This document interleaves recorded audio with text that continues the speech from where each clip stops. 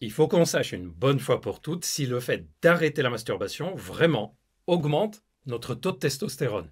Et vous verrez que dans cette vidéo, non seulement je vais répondre à la question, mais je vais vous parler d'un point, un sujet dont on parle jamais quand on évoque la question de masturbation et testostérone. Bonjour tout le monde, bienvenue dans cette nouvelle vidéo, bienvenue sur Charles.co, votre chaîne santé. Je vais commencer, si vous me le permettez, par les rappels habituels. D'abord rappeler ce que c'est Charles.co, c'est une chaîne YouTube, vous le savez d'ailleurs, c'est le moment de vous abonner.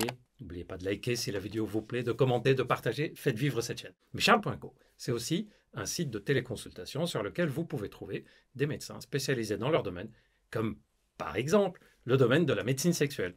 Si vous avez des problèmes d'érection, d'éjaculation précoce, difficultés à jouir, suspicion d'andropause, problèmes de libido, vous pouvez aller sur le site charles.co, vous choisissez le type de problème pour lequel vous souhaitez consulter. Lors de la téléconsultation, le médecin fera le point avec vous, vous posera des questions. Ensuite, en fonction des constatations, le médecin vous donne son avis, vous dit s'il y a une prescription à faire, que ce soit d'examen ou de médicaments, il vous fera les prescriptions, vous dira s'il faut un suivi, dans combien de temps le revoir, etc. Quand on a des problèmes de santé sexuelle ou générale, qu'on essaie tout seul de s'en sortir, mais on n'y arrive pas, on ne reste pas encore des mois et des mois à se dépatouiller, on consulte un médecin en ville ou on téléconsulte si c'est plus facile pour vous. Et Charles.co a été fait justement pour faciliter cette démarche. Voilà, maintenant que vous savez tout ça, je vais répondre à cette question qu'on me pose très régulièrement. Est-ce que c'est vrai que le fait d'arrêter la masturbation augmente notre taux de testostérone? Alors, voyons tout de suite ce que disent les études. Les personnes qui disent que oui, il faut arrêter la masturbation pour booster la testostérone se basent sur quoi? Ils se basent sur quelques études, elles sont rares, mais qui ont montré que quand on arrête la masturbation, il y a à court terme, dans les jours qui suivent, les semaines qui suivent, une légère augmentation de la testostérone. Et c'est là-dessus que sont basées la plupart des recommandations. Sauf que, il y a évidemment un mais.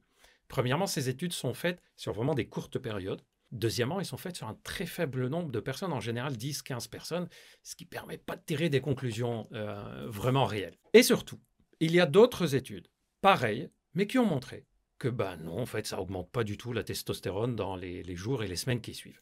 Donc en fait, à court terme, c'est contradictoire. Voyons maintenant à long terme. À long terme, ça veut dire quoi? On arrête la masturbation sur plusieurs semaines, plusieurs mois, et on voit ce que ça donne des mois et des années plus tard sur la testostérone. Autant vous dire qu'il n'y a pas vraiment d'études qui a surveillé à ce point-là les patients. Les quelques études qui ont été jusqu'à quelques mois montrent qu'il n'y a pas d'impact particulier au long terme. Qu'est-ce qu'on peut en retenir donc? On peut en retenir donc que, à court terme, chez certaines personnes, il y a peut-être une légère augmentation de la testostérone quand on arrête la masturbation. À long terme, il n'y a pas de différence particulière, en tout cas de nos jours, on ne trouve pas de différence particulière entre l'arrêt ou pas d'arrêt de la testostérone. Et maintenant, j'aimerais vous parler d'un point qui est souvent oublié. Il y a des personnes qui disent vous dites que ça ne booste pas la testostérone, et pourtant, moi, à chaque fois que j'arrête de me masturber, je suis plus en forme pour faire du sport, je suis plus en forme mentalement, je suis plus en forme physiquement, même sexuellement, etc. Donc, il y a bien un truc qui s'est passé. Oui, mais pas forcément sur la testostérone. D'ailleurs, les personnes qui s'intéressent beaucoup au domaine de la testostérone, vous me dites dans les commentaires si ce que je vais dire là, si vous faites partie des personnes qui lisent beaucoup, s'intéressent beaucoup à la testo, dites-moi si c'est vrai ce que je vais vous dire là. On s'intéresse très peu à d'autres trucs. Dopamine, sérotonine, ocytocine, parce qu'en fait, on ne sait pas le doser. Et donc, il n'y a que la preuve, j'ai un taux de testo à tel, il a augmenté, il a diminué. Bon, déjà, si vous allez voir les vidéos sur tout ce qu'il y a à savoir sur la testostérone, vous verrez que c'est très variable. Et on ne peut pas interpréter une prise de sang. J'ai fait aussi des vidéos en collaboration avec d'autres coachs sportifs dans lesquels j'ai expliqué qu'on ne peut pas se baser juste sur un dosage, c'est toute une dynamique.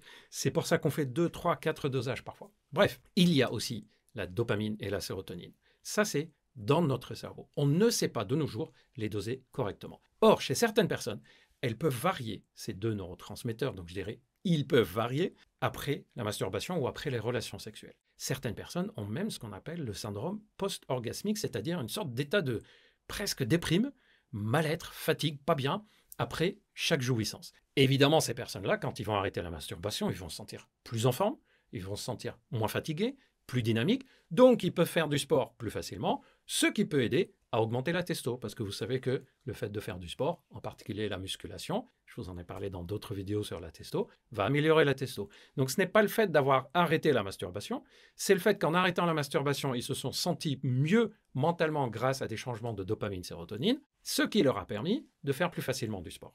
Mais il y a d'autres personnes chez qui le fait de se masturber ou non ne change rien à la dopamine. Il y a même des personnes chez qui le fait de se masturber de temps en temps améliore même le taux de sérotonine et de dopamine. Comment on peut le savoir? Concrètement, il n'y a qu'un truc basique à faire. Ce n'est pas la peine de arrêter de se masturber, de faire des prises de sang avant et après. Pas d'intérêt particulier à faire ça. En fait, le meilleur conseil, c'est faites le test. Vous arrêtez de vous masturber pendant plusieurs semaines et vous voyez comment vous vous sentez. Si ça ne change rien pour vous, c'est que dans votre cas, pas d'impact particulier. Si vous sentez que effectivement, moins vous vous masturbez ou de façon espacée, et plus vous êtes dynamique et plus vous arrivez à faire du sport, c'est que dans votre organisme, c'est comme ça que ça fonctionne. Il n'y a rien de spécial autre à faire. Et si au contraire vous vous dites, non, moi quand j'arrête de me masturber, je suis même légèrement moins bien, une masturbation de temps en temps, finalement, ça m'aide et je me sens mieux comme ça. Ça veut dire que ça fonctionne comme ça pour vous. Et si vous voulez savoir dans quel cas on peut tomber dans la dépendance à la masturbation ou dépendance au porno, parce que souvent de nos jours, masturbation et porno, regardez, vont ensemble. Vous pouvez aller voir les vidéos dans lesquelles j'explique si c'est vrai qu'on peut devenir dépendant à la masturbation au porno et comment on fait pour en sortir. Voilà, j'espère que cette vidéo vous a plu. N'oubliez pas, quand on a des problèmes sexuels, on ne reste pas seul à se dépatouiller. On se renseigne.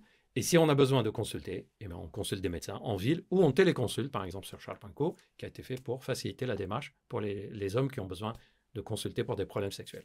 En tout cas, moi, je vais vous préparer plein de vidéos sur plein d'autres sujets. Prenez bien soin de vous. Mettez-moi vos commentaires pour que je m'inspire pour d'autres vidéos. Et moi, je vous dis à très bientôt.